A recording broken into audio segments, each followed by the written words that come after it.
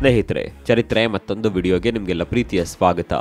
Bangladesh silent ಆಗಿ ಕುಳಿತುಕೊಂಡು ಏನೆಲ್ಲ ಪ್ಲಾನ್ ಮಾಡ್ತಾ ಇದೆ, ಭಾರತದ ರಾಜ್ಯಗಳನ್ನು ವಶಪಡಿಸಿಕೊಳ್ಳುವ ಹಗಲುಗನಸನ್ನ ಯಾವ ರೀತಿ ಕಾಣ್ತಾ ಇದೆ, ಬಾಂಗ್ಲಾದ ಪ್ಲಾನ್ಗೆ ಭಾರತ ಯಾವ ರೀತಿ ಉತ್ತರಗಳನ್ನು ಕೊಡ್ತಾ ಇದೆ ಅನ್ನುವ ಬಗ್ಗೆ ಹಿಂದಿನ ವಿಡಿಯೋದಲ್ಲಿ ವಿವರವಾಗಿ ಹೇಳಿದ್ವಿ. ಈಗ ಭಾರತ ಯಾರೂ ಕೂಡ ಊಹೆ ಮಾಡಿಕೊಳ್ಳದ ರೀತಿಯಲ್ಲಿ ಬಾಂಗ್ಲಾಗೆ ಗುನ್ನ ಇಡಲು ಹೊರಟಿದೆ ಅನ್ನುವ ವಿಚಾರ ಬಹಿರಂಗವಾಗಿದೆ. ಬಾಂಗ್ಲಾದ ಕುತಂತ್ರ ಬುದ್ಧಿಗೆ ಚೆಕ್ ಮೇಟ್ ಇಡಲು ಭಾರತ ಮುಂದಾಗಿದೆ. ಭಾರತದ ಈ ಪ್ಲಾನ್ ಗೊತ್ತಾಗುತ್ತಿದ್ದಂತೆ ಬಾಂಗ್ಲಾ ಚಳಿಯಲ್ಲೂ ಕೂಡ ಬೆವರೋದಕ್ಕೆ ಶುರು ಮಾಡಿದೆ. ಹಾಗಂತ ಭಾರತ ಇಲ್ಲಿ ನೇರವಾಗಿ ಬಾಂಗ್ಲಾದ ವಿರುದ್ಧ ಸಂಘರ್ಷಕ್ಕೆ ಇಳಿದಿಲ್ಲ.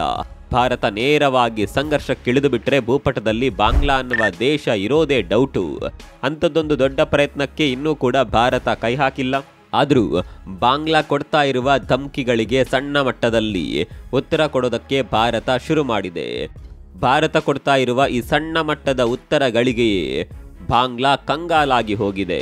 ಹೌದು, ಮ್ಯಾನ್ಮಾರ್ನಲ್ಲಿರುವ ಅರಕಾನ್ ಆರ್ಮಿ ಈಗ ಬಾಂಗ್ಲಾದ ಮೇಲೆ ದಂಡೆತ್ತಿ ಬರುವ ಸಾಧ್ಯತೆ ಇದೆ. ಬಾಂಗ್ಲಾ ರಾಜಧಾನಿಯ ತೀರ ಸನಿಹದಲ್ಲಿರುವ ಅರಕಾನ್ ಆರ್ಮಿ ಯಾವುದೇ ಕ್ಷಣದಲ್ಲಿ ಬೇಕಾದರೂ ಬಾಂಗ್ಲಾದ ಮೇಲೆ ದಾಳಿ ಮಾಡಿಬಿಡಬಹುದು. ಅರೆ, ಮಯನ್ಮಾರ್ನ ಅರಕಾನ್ ಆರ್ಮಿಗೂ ಭಾರತಕ್ಕೂ ಏನ್ ಸಂಬಂಧ? ಅರಕಾನ್ ಆರ್ಮಿ ಬಾಂಗ್ಲಾದ ಮೇಲೆ ದಾಳಿ ಮಾಡೋದಕ್ಕೆ ಪ್ಲಾನ್ ಮಾಡಿದರೆ ಭಾರತ ಉತ್ತರ ಕೊಟ್ಟ ರೀತಿಯಾಗೋದು ಹೇಗೆ ಅನ್ನುವ ಪ್ರಶ್ನೆ ನಿಮ್ಮ ಮನಸ್ಸಿನಲ್ಲೂ ಕೂಡ ಮೂಡಿರಬಹುದು. ಇಲ್ಲೇ ಟ್ವಿಸ್ಟ್ ಇರೋದು. ಇದಕ್ಕೆ ನಾವು ಹೇಳಿದ್ದು, ಭಾರತ ನೇರವಾಗಿ ಸಂಘರ್ಷಕ್ಕಿಳಿದಿಲ್ಲ. ಮ್ಯಾನ್ಮಾರ್ನ ಅರಕನ್ ಆರ್ಮಿಯನ್ನ ಬಳಸಿಕೊಂಡು ಬಾಂಗ್ಲಾಗೆ ಚೆಕ್ ಮೇಟ್ ಇಡೋದಕ್ಕೆ ಭಾರತ ಮಾಸ್ಟರ್ ಪ್ಲಾನ್ ಮಾಡಿದೆ. ಅಷ್ಟಕ್ಕೂ ಏನಿದು ಅರಕನ್ ಆರ್ಮಿ? ಮಯನ್ಮಾರ್ನಲ್ಲಿರುವ ಈ ಅರಕನ್ ಆರ್ಮಿ ಬಾಂಗ್ಲಾಗೆ ತೊಂದರೆ ಕೊಡ್ತಾ ಇರೋದು ಯಾಕೆ? ಈ ಆರ್ಮಿಯಿಂದ ಬಾಂಗ್ಲಾ ಭಯ ಬಿದ್ದಿರೋದು ಯಾಕೆ? ಎಲ್ಲವನ್ನ ಡೀಟೇಲ್ ಆಗಿ ತೋರಿಸ್ತೀವಿ ನೋಡಿ.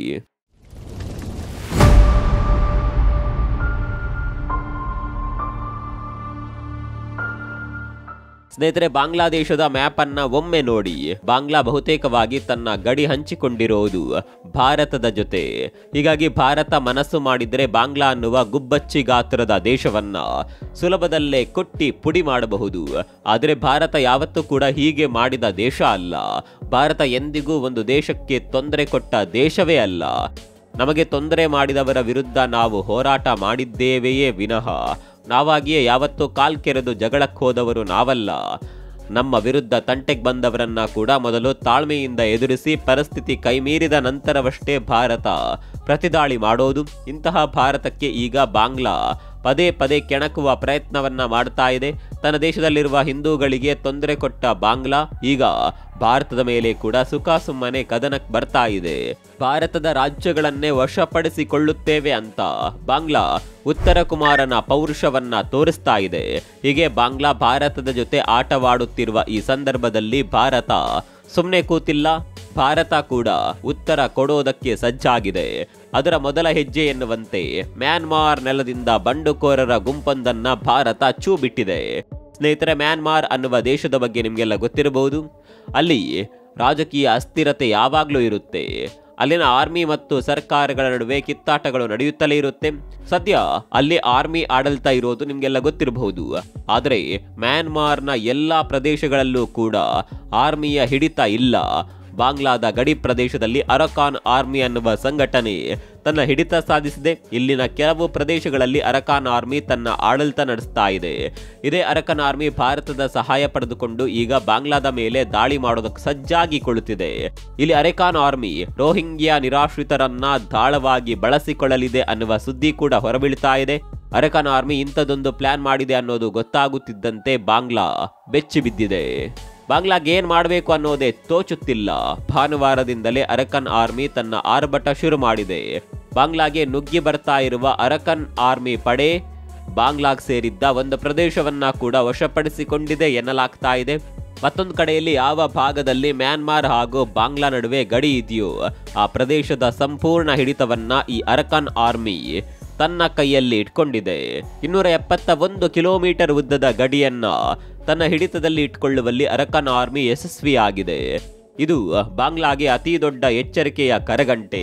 ನಾವು ಆರಂಭದಲ್ಲೇ ಹೇಳಿದಂತೆ ಅರಕಾನ್ ಆರ್ಮಿ ಇಲ್ಲಿ ರೋಹಿಂಗ್ಯಗಳನ್ನ ದಾಳವಾಗಿ ಬಳಸಿಕೊಳ್ತಾ ಇದೆ. ಬಾಂಗ್ಲಾ ಮ್ಯಾನ್ಮಾರ್ ಗಡಿಯಲ್ಲಿ ಆಶ್ರಯ ಪಡೆದಿರುವ ಬರೋಬ್ಬರಿ 2 ಲಕ್ಷಕ್ಕೂ ಹೆಚ್ಚು ರೋಹಿಂಗ್ಯ ನಿರಾಶ್ರಿತರನ್ನ ಬಾಂಗ್ಲಾಗೆ ನುಗ್ಗಿಸಲು ಅರಕನ್ ಆರ್ಮಿ ಪ್ಲಾನ್ ಮಾಡಿದ್ಯಂತೆ. ಅರಕನ್ ಆರ್ಮಿ ಇಂಥದ್ದೊಂದು ಪ್ಲಾನ್ ಮಾಡ್ತಾ ಇದ್ದಂತೆ ಅತ್ತ ಬಾಂಗ್ಲಾ ಅಲರ್ಟ್ ಆಗಿದೆ.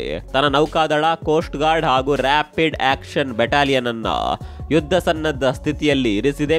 ಒಂದು ವೇಳೆ ಅರಕನ್ ಆರ್ಮಿ ದಾಳಿ ಮಾಡಲು ಶುರು ಮಾಡಿದ್ರೆ ಅದಕ್ಕೆ ಯಾವ ರೀತಿಯ ಉತ್ತರ ಕೊಡಬೇಕು ಅನ್ನುವ ಬಗ್ಗೆ ಬಾಂಗ್ಲಾ ಚಿಂತಾಕ್ರಾಂತವಾಗಿದೆ. ಸ್ನೇಹಿತರೆ, ಇಲ್ಲಿ ನೀವು ಮ್ಯಾನ್ಮಾರ್ ಹಾಗೂ ಬಾಂಗ್ಲಾದೇಶಗಳ ಗಡಿಯನ್ನ ಗಮನಿಸಿದ್ರೆ ಇದರ ಮಧ್ಯೆ ಒಂದು ನದಿ ಹಾದು ಹೋಗಿರೋದು ನಿಮಗೆ ಕ್ಲಿಯರ್ ಆಗಿ ಗೊತ್ತಾಗುತ್ತೆ. ಈ ನದಿಯ ಹೆಸರು ನಾಫ್ ನದಿ. ಅರಕಾನ್ ಏನ್ ಮಾಡಬೇಕು ಅಂದ್ರು ಈ ನದಿಯನ್ನ ದಾಟಿಕೊಂಡೇ ಹೋಗಬೇಕು. ಹೀಗಾಗಿ ಈ ನದಿಯ ಮೇಲೆ ಬಾಂಗ್ಲಾ ಭದ್ರತಾ ಪಡೆಗಳು ಹದ್ದಿನ ಕಣ್ಣಿಟ್ಟಿವೆ. ಒಂದಂತೂ ಸತ್ಯ, ಅರಕಾನ್ ಆರ್ಭಟಕ್ಕೆ ಬಾಂಗ್ಲಾ ಬೆವರಿ ಬಿಟ್ಟಿದೆ. ಇಲ್ಲಿವರೆಗೆ ಭಾರತಕ್ಕೆ ಧಮ್ಕಿ ಹಾಕ್ತಾ ಇದ್ದ ಬಾಂಗ್ಲಾ ಈಗ ಅರಕಾನ್ ಆರ್ಮಿಯನ್ನ ಹೇಗೆ ಕಟ್ಟಿ ಹಾಕುವುದು ಅನ್ನುವ ಚಿಂತೆಯಲ್ಲಿದೆ. ಇದೆಲ್ಲ ಸರಿಯಪ್ಪ, ಈ ಅರಕಾನ್ ಆರ್ಮಿ ಅಂದ್ರೆ ಏನು ಅನ್ನುವ ಪ್ರಶ್ನೆಗೆ ಉತ್ತರ ಸಿಗಬೇಕು ಅಂದ್ರೆ ಮ್ಯಾನ್ಮಾರ್ ದೇಶದ ಇತಿಹಾಸದ ಬಗ್ಗೆ ನಿಮಗೆ ಗೊತ್ತಿರಬೇಕು. 1784ಕ್ಕೂ ಮುನ್ನ ಮ್ಯಾನ್ಮಾರ್ನ ಈ ಭಾಗದಲ್ಲಿ ಅರಕಾನ್ ಅನ್ನುವ ಸಾಮ್ರಾಜ್ಯ ಇತ್ತು. ಅಂದಿನ ಕಾಲದಲ್ಲಿ ಈ ಭಾಗದ ಸಂಪೂರ್ಣ ಆಡಳಿತವನ್ನ ಮಾಡ್ತಾ ಇದ್ದಿದ್ದು ಇದೇ ಅರಕನ್ನರು. ಆದರೆ 1784ರ ನಂತರ ಬರ್ಮಾದ ರಾಜರು ಈ ಪ್ರದೇಶವನ್ನ ಆಕ್ರಮಿಸಿಕೊಳ್ತಾರೆ. ಅಂದಿನಿಂದ ಮ್ಯಾನ್ಮಾರ್ನ ಈ ಭಾಗದಲ್ಲಿ ಬರ್ಮಾ ರಾಜರ ಆಳ್ವಿಕೆ ಶುರುವಾಗುತ್ತೆ. ಆದರೂ ಇಲ್ಲಿನ ಜನರು ಮಾತ್ರ ಅರಕಾನ್ ಸಾಮ್ರಾಜ್ಯವನ್ನ ಮರ್ತಿರ್ಲಿಲ್ಲ. ಎಲ್ಲಿವರೆಗೆ ಅಂದ್ರೆ ಬರ್ಮಾ ಮ್ಯಾನ್ಮಾರ್ ಆಗಿ ಬದಲಾವಣೆ ಆಗಿದೆ. ಅಲ್ಲಿನ ರಾಜ ಆಡಳಿತ ಹೋಗಿ ಪ್ರಜಾಪ್ರಭುತ್ವ ವ್ಯವಸ್ಥೆ ಬಂದು ನಂತರ ಮಿಲಿಟರಿ ಆಡಳಿತ ಬಂದ್ರು ಅಲ್ಲಿನ ಜನ ಅರಕಾನ್ ಅನ್ನುವ ಸಾಮ್ರಾಜ್ಯವನ್ನ ಆರಾಧನೆ ಮಾಡ್ತಾ ಬರ್ತಾ ಇದ್ದಾರೆ. ಇದೇ ಕಾರಣಕ್ಕಾಗಿ 2009ರಲ್ಲಿ ಅಲ್ಲಿನ ಜನ ಸೇರಿಕೊಂಡು ಅರಕಾನ್ ಆರ್ಮಿ ಅನ್ನುವ ಪಡೆಯನ್ನೇ ಕಟ್ಕೊಂಡಿದ್ದಾರೆ.